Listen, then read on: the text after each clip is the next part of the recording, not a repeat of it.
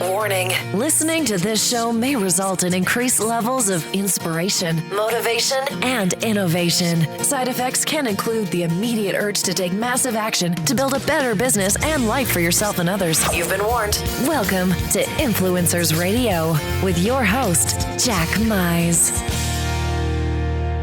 And welcome back to another episode of Influencers Radio. Well, I'm happy to say I learned a new word as I was preparing for today's show. It's a clinical term, glossophobia.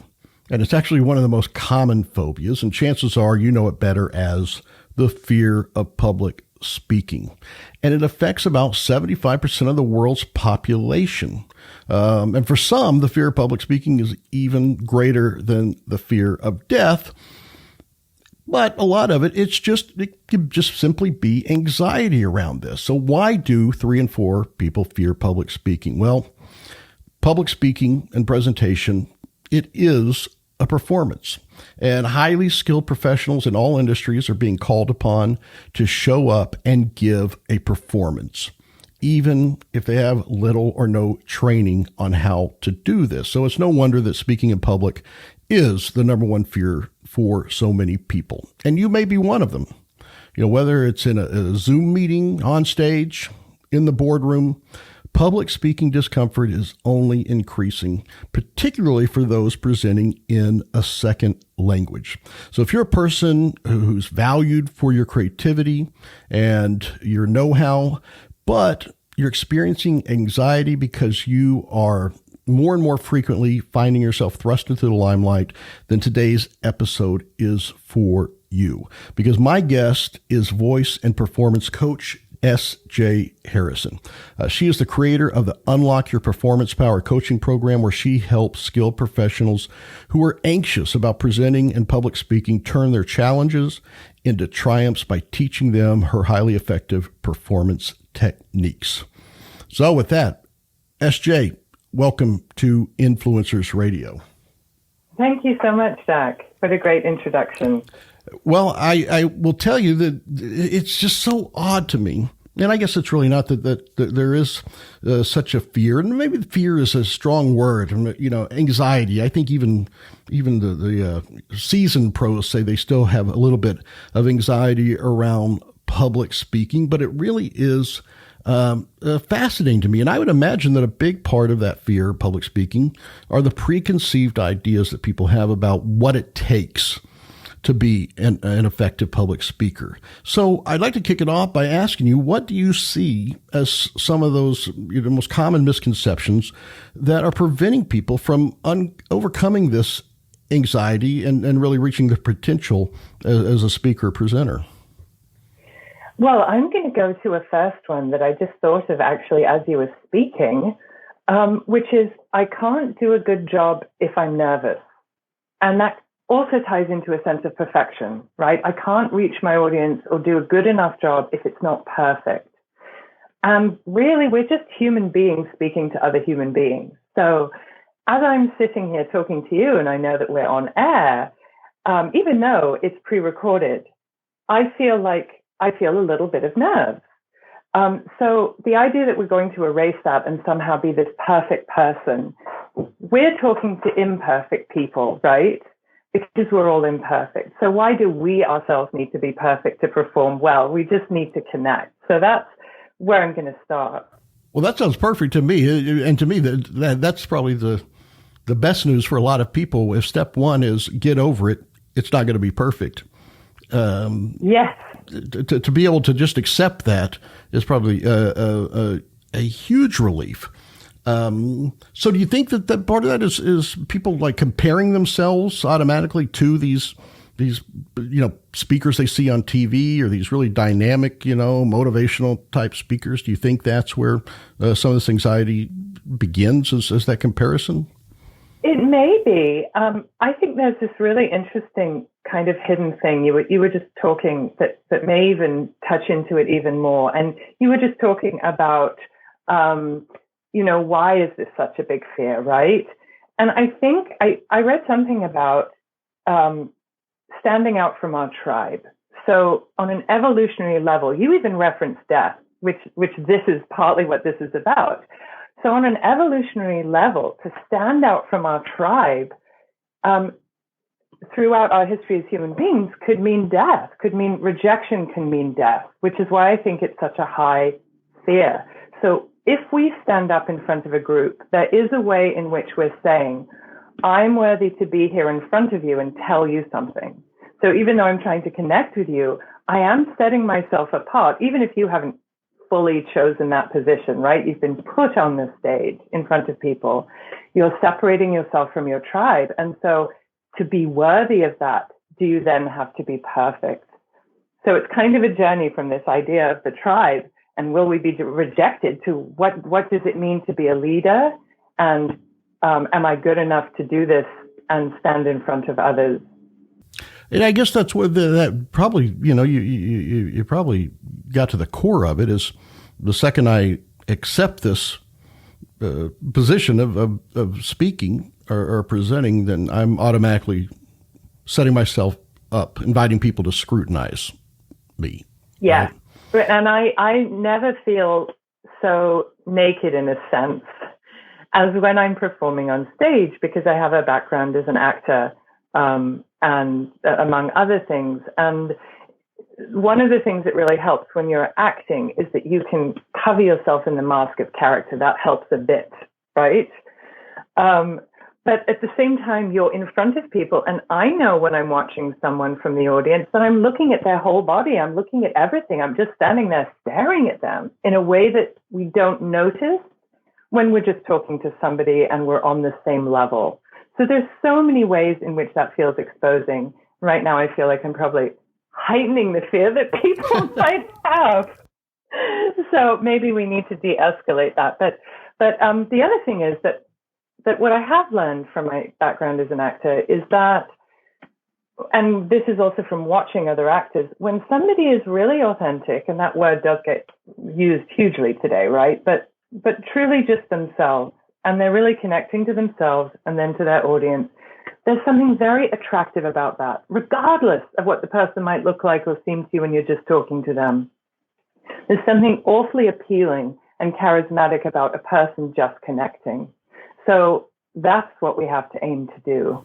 And now that you say that, that really does, I can picture that, because I would imagine, and from seeing some of the people that you've worked with, some of them are naturally introverts, right? And a lot of times introverts, they do whatever they can to avoid standing out, right? They want to blend in.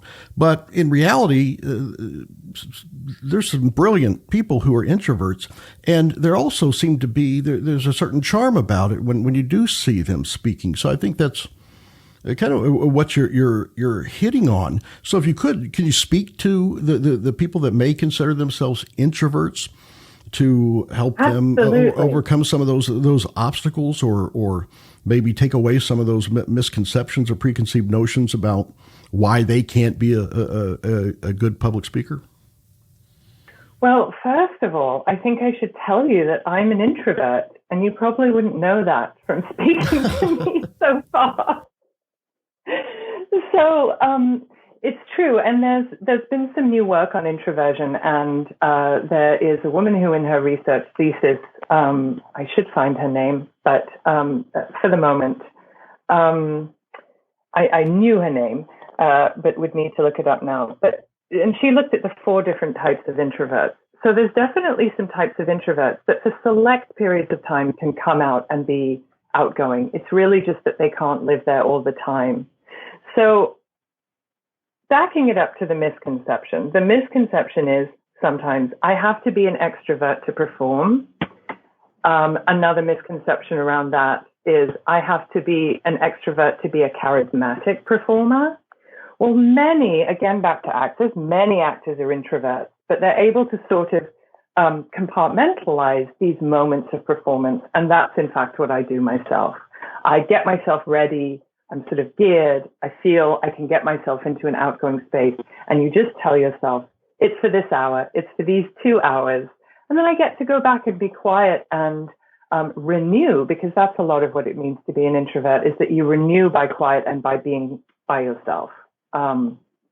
Well, I'd like to maybe go back and tie that into something you said earlier when you were talking about being authentic, right? That maybe that's tough for some people to reconcile. And I think that there's a lot of ideas that are floated out there that you need to be authentic, but there's also people that introverts that think, oh, I need to become someone else for that hour that I'm speaking. But I don't necessarily get that sense from you that they actually have to become someone else. They can be authentic and still be the person they are. But that doesn't mean that they have to, not be that introvert. Is that correct? Yes. And you've touched right on another misconception, which is that I have to completely transform who I am. And that can also then go into another misconception. For some people, it might be, I have to change my accent. So, again, change who I am in some ways. So in terms of changing who you are, you can have an authentic performance version of yourself where you're truly being you. And you're sharing of yourself what feels appropriate for that situation. So letting it all hang out is not necessarily appropriate for every situation, but that doesn't mean you're not being authentic. It's really about whatever you are saying and offering and expressing, that's aligned. And you can control, hopefully, in this situation, what that is and make sure that it really feels aligned to you. One of the amazing things that I see in the common thread that I see when I, have looked at some of the people that you've coached, in all different types of industries and topics and things like that. And, a lot of them are introverts. A lot of them, had a fear. Some of them, maybe wanted to speak more, but just, weren't sure how to be good at it. But one of the common threads that I see, or the common term that I hear a lot of people say is, after working with S.J. Harrison, I found my voice, right? And that really struck out to me. And so could you kind of talk about what that means when they found their voice? Because that seems to be that crucial, moment or period of working with you that everything clicked. Can you talk a little bit about what that I found my voice actually means? Yes, and really, honestly, that's like the most exciting thing for me. And I could even say that's why I do it, because so many people, right, we have all kinds of things that live around our voice, our entire life experience, how we're brought up, because the voice is actually the first thing we use to communicate with the world. Okay, so if we go back to babies breathe perfectly. They don't need to be taught breathing for speaking. Their little ribs are going gangbusters. If you can kind of visualize babies you've seen, you'll go, oh yeah, that's true. Their ribs are just going. They've got this wonderful reserve of breath.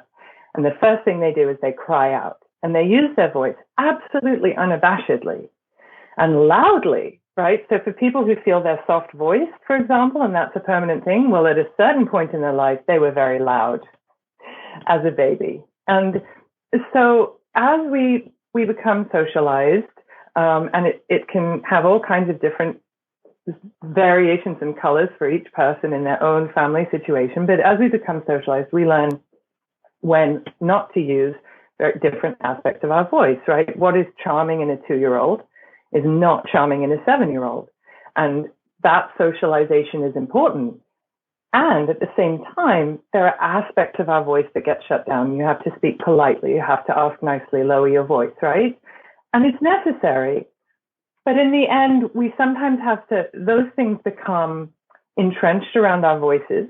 And there's all kinds of psychological things that occur as we get older around what is okay to say, what is taboo.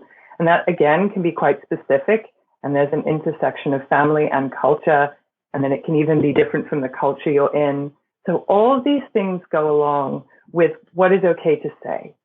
And how is it okay to say something?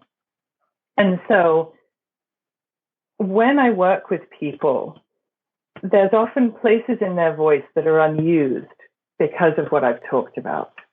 And there's playful ways that we can find those tones in the voice. And sometimes it's around humming or going up and down on a scale as we're speaking in a humorous way, not learning to sing. That's not what it is, but exploring the voice. And when we do that, different feelings come up, different things happen, different realizations come up, because the body holds all of our experience. So when we address the voice, we are addressing our emotions and our psychology and our intellect at the same time. And those are all the things that go into whether we feel we can show up to perform or not.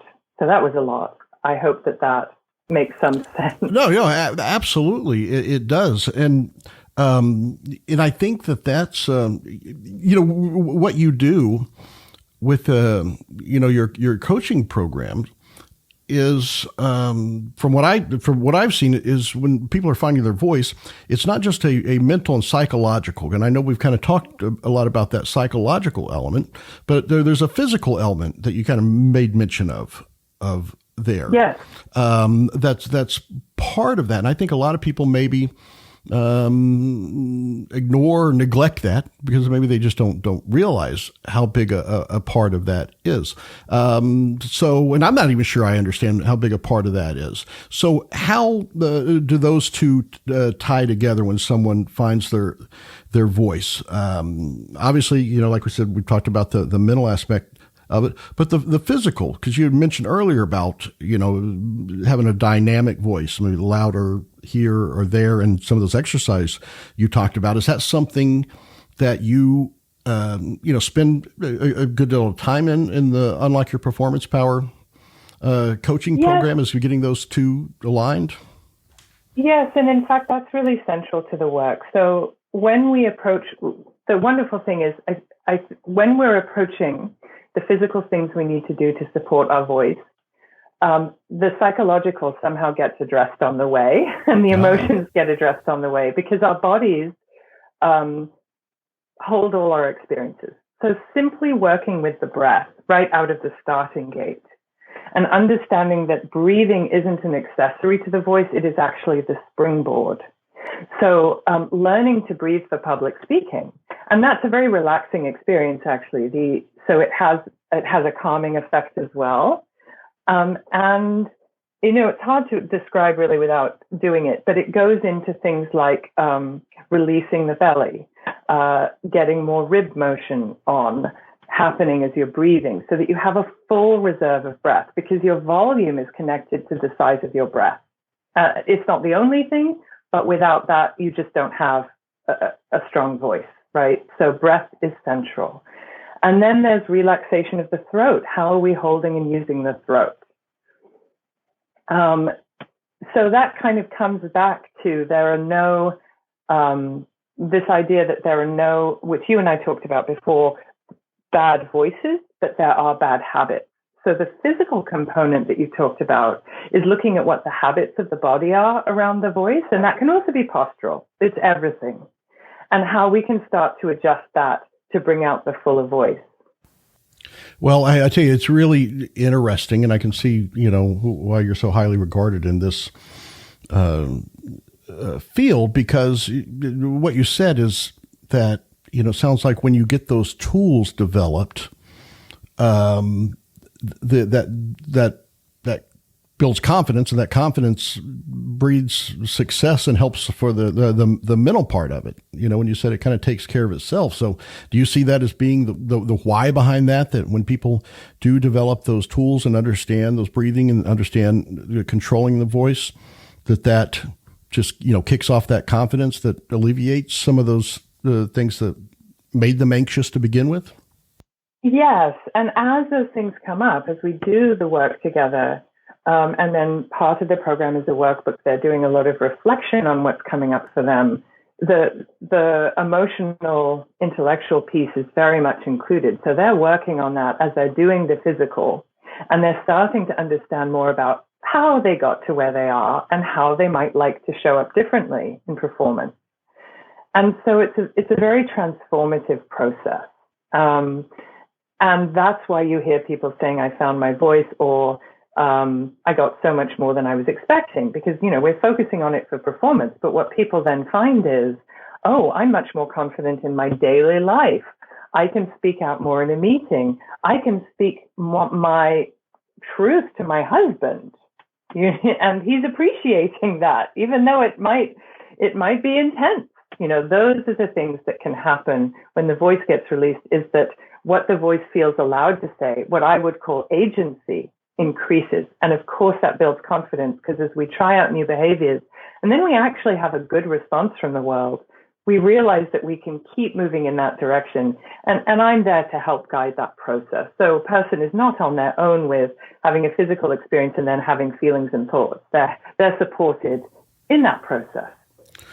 Well, and that brings me to a question that I want to circle back to something you mentioned earlier, and that is, we live in this melting pot in the United States, and I know that you work with people that do work internationally, and probably more than any other time in history, we're faced with hearing people with different accents, or maybe we have different accents from the people that we're speaking to, and I guess not just accents, but dialect and just the way of speaking. And I know there's a lot of people that has some anxiety around that, or some confidence issues, because I know there's some brilliant people that are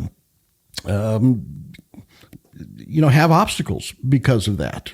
And the fact that you're able to help people overcome that or circumvent that is just remarkable. Can you talk a little bit about that aspect of what you do? Because I'm sure people have noticed you have an accent. And yes. And I'd like you to even get it deeper into, because your accent is kind of a fluid or a mesh of different accents. So if you wouldn't mind kind of getting to the background of that and how that developed as well. Yes, I can certainly start there. So I was born in England. My mother is English and my dad was American, from Berkeley, California. And I lived in both countries a number of different times in my life, right? I moved. When I went to drama school in London, I had been at high school in Berkeley. So during high school, I had an American accent. And then I went to drama school and then, learned a lot of accents, actually got into the nitty gritty of how to change accent, how to do different things with your accent. And then I married someone from Guatemala and I learned to speak Spanish as an adult. And that was a whole other thing. So my family, my children are multi-ethnic and we are somewhat multilingual. So my experience and my community of friends, so many are from different places. And the way that I've grown up has always been to, that there isn't a norm in my mind about one culture sort of dominating in my life, if that makes sense. I've got a few of them that have influenced me. And so I understand that sometimes when people come to me, I have, for example, I still have, he's lovely to work with. I have a client from India. He speaks 3 languages. And he was really struggling because people were just finding him difficult to understand. And that caused him a lot of pain. And he really wanted me to help him completely change his accent. And so I talked to him about how he could develop more accent flexibility. I can actually help someone change their accent. But I always encourage rather to be a bit more flexible than to erase who one is. And of course, he's not going to erase who he is, but that's a question. Now, at the same time, I will dig deep with that person about what their environment's like. Because the honest truth is, if they're in an environment where in some way they don't really feel safe or like they really won't be promoted because of the reality of the world right now, and that they really need to change their accent and conform to certain norms of where they are, I will support them to do that. But it's a conversation, right? It has to be true to them and their needs. And really that's about inequity and lack of imagination on the part of others. if they feel that they have to change their accent. Because the other thing we can do, and this would be my ideal, is to just really find the most open and articulated version of their own accent. So sometimes it's not necessarily a matter of changing their accent, it's a change of their mindset around the feeling that their accent is an impediment, and maybe turning that into a strength. Would that be something that maybe an alternative to changing their accent?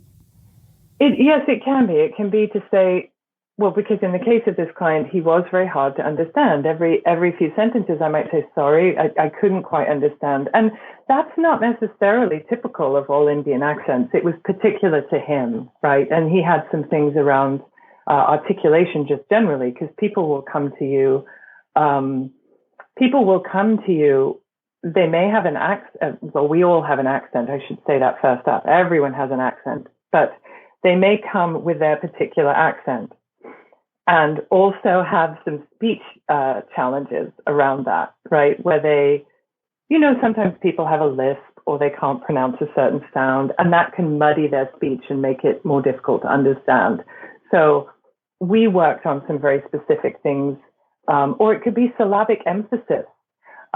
Indians have a different syllabic emphasis in English than we do in our version of English. And that's perfectly acceptable form of English, but it's different. And so when you actually emphasize a different syllable, to us, the word can be difficult to understand.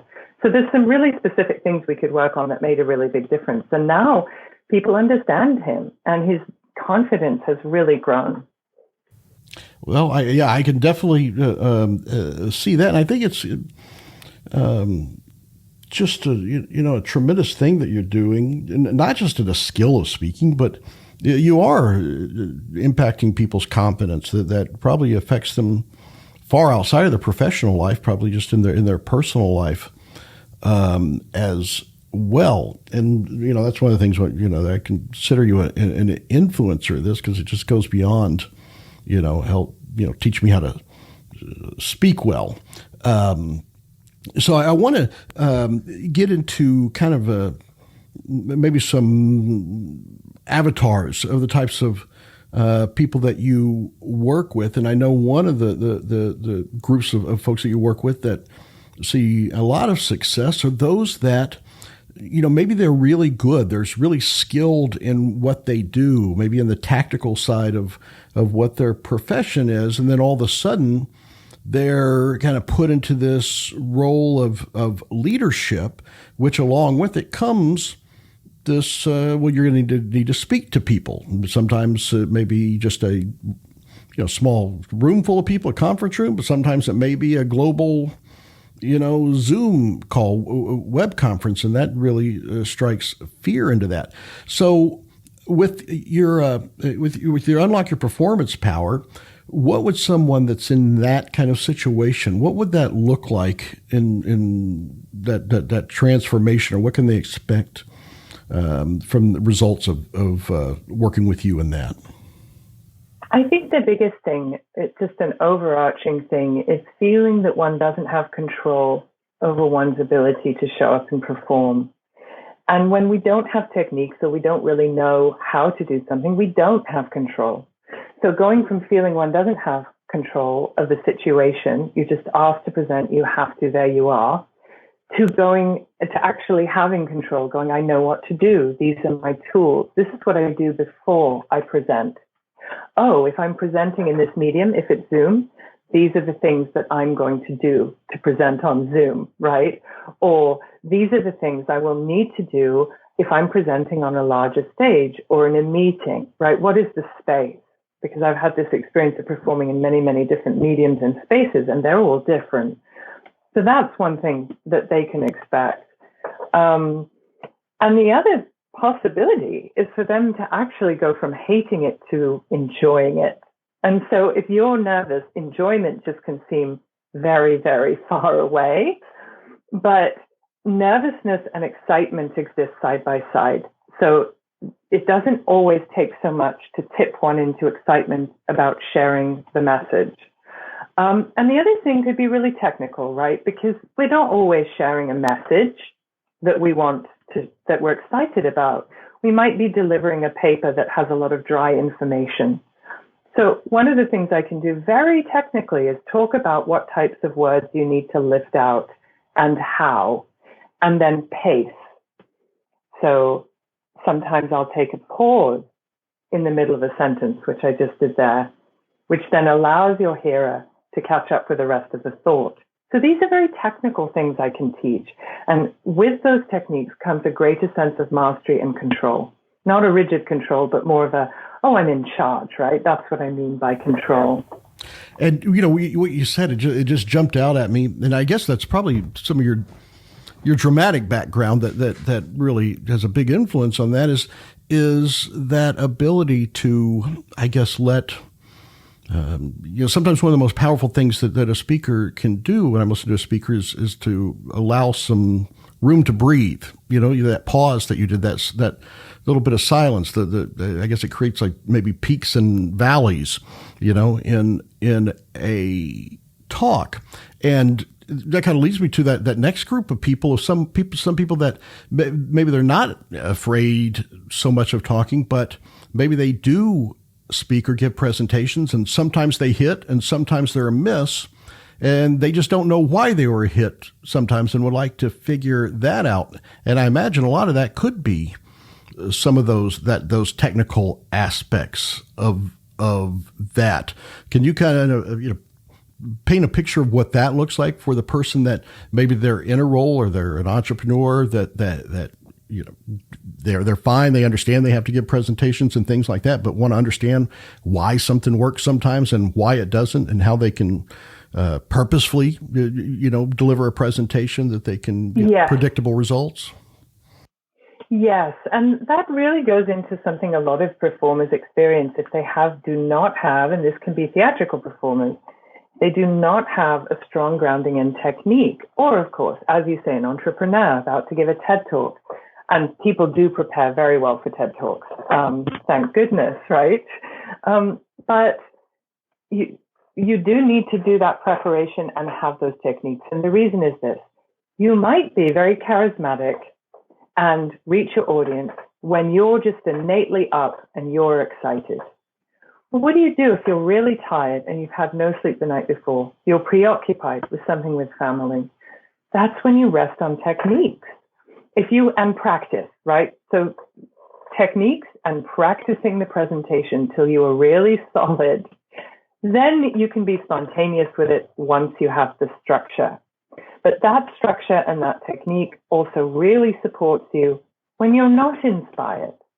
And as a performer who's, sometimes had 8 performances a week of the same show, you have to have that strong structure and find ways of enjoying within the structure. Otherwise, it's going to be hit or miss. I don't always feel like performing, but I have to. So that's how that gives you the foundation to be more consistent. And you get to know yourself better, right? You start learning, why am I hit or miss? Okay, then what can we do specifically? So Unlock Your Performance Power, the coaching program that I've developed, is also quite tailored. There's room for tailoring because it is coaching, because I am working one-on-one as part of it to that person. So we build your performance toolbox. What are your challenges? What are your strengths? And how can we build some techniques that work for you? Because I have quite a big toolbox at my disposal to bring to that. And I can imagine so with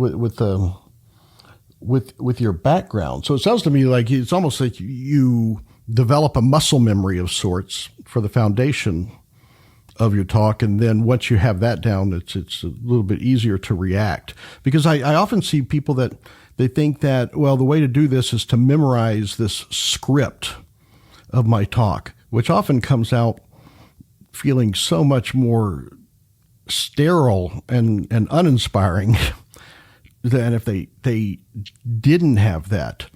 Do you help people to work with that, to take something that they feel that they need a script that, rote memorization of what they're going to say, to how to transition that into something a little bit more or organic or spontaneous, while, keeping the main thread of that talk? Yeah, and that's absolutely practice. That's something that, so if that's a thing for them, that is one of the things we would work on in the final month of the program, which is all about practice. We would practice, so they could write it out to begin with. But if it seemed that for them, the best goal was to be more spontaneous, if we could put it into chunks. Right now, you're going to talk about this, which points are you going to hit? And honestly, I've had to do that on video because I show up on video every week. And it took me a while, and that's what I would do. I would write it out exactly, and then I'd try to learn it. And then after a while, I went, no. I'm going to hit this point, hit that point, then hit this point, right? And it felt much more spontaneous. So I too have had that process and have learned to work with myself around that. And I absolutely agree. I mean, I think there's a time to learn a script, but ideally, if we can really be super prepared on the subject and we know what we're hitting, but we don't have to learn the exact words, we are going to feel much more confident in the being yourself, the public speaker in front of the audience, engaging with that audience. Well, and I can say just looking at the proof of the types of clients that you work with. I mean, there's people that come from so many diverse backgrounds and speaking skill levels, to be able to, put this together to make such dramatic changes really is remarkable. Is your coaching program, is it something that you work with people one-on-one, or is it in a group setting, or is there options for that? Yes, there's options for that. So I have a small group version of the program. It's basically the same program, but it might be, say, 4 people. And then I have a one-on-one. And I certainly have experienced in both being in a group and teaching groups that there's benefits to both, right? The person who's going to have one-on-one gets that undivided, focused attention the entire time that we're working together in the moment. But at the same time, group is a more affordable option, and you learn from each other and you receive support. And you're doing it in community, you're reflecting back to each other, and that can be an amazing experience. So sometimes that's actually the better choice, depending on the person, right? You get equally important things from each one. It just depends on what you are most drawn to doing.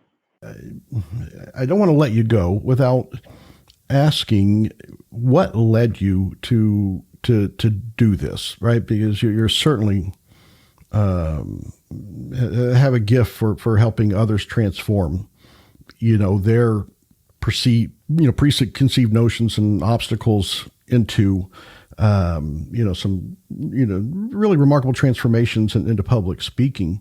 But what led you to do this and led you to realize that you had this ability? Well, I started teaching acting students, really when I was quite young in my own career, because I'd had such a great training, and I trained at the Royal Academy of Dramatic Art in London as an actor, and that was such an incredible experience for me as a very young person. I in the program observed my own learning process. So I think I was very self-observing, probably because I'm an introvert. And I made, and I'm sure it was the teaching as well, I made connections between so many different things that I was experiencing. And then when I came to the States, or I should say back to the States, because it's always back, going to England or to the US, there wasn't, the type of training is different here, and it's more limited. It's much more focused on method approaches, which is Stanislavski based. And, I teach some aspects of Stanislavski, really wonderful. But there's less happening around voice and all of those other technical aspects. And I just felt very moved to share what I'd learned. And then over time, and then I began to just feel like that work was honestly more rewarding than being an actor myself. I still act and I love it, but it is more rewarding to really impact somebody's life and have that connection. I love connection. That's what I loved about acting, was feeling I was connecting with the audience and actually bringing them something.